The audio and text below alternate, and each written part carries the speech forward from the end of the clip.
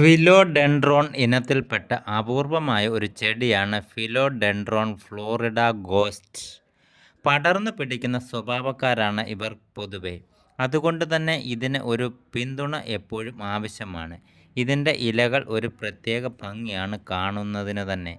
പുതിയ ഇലകൾ ആദ്യം വെള്ള നിറവും ശേഷം മഞ്ഞ നിറവും പിന്നീട് ഇളം പച്ചയും ആയി മാറും. പിന്നീട് കടുത്ത പച്ച നിറവുമായി മാറുന്നത് കാണാൻ അതിമനോഹരവുമാണ്.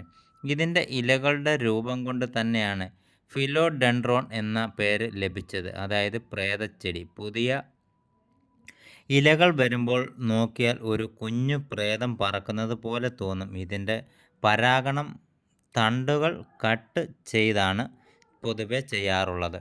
വെള്ളത്തിൽ വെച്ച് ചെടി വളർത്തിയെടുക്കുകയും ചെയ്യാം. നേരിട്ട് സൂര്യപ്രകാശം അടിക്കാത്ത രീതിയിൽ വേണം വയ്ക്കുവാൻ. ഈർപ്പം ഇഷ്ടപ്പെടുന്ന ചെടിയാണ്. സാധാരണ ചെടിക്ക് കൊടുക്കുന്ന വളങ്ങൾ മതിയാകും.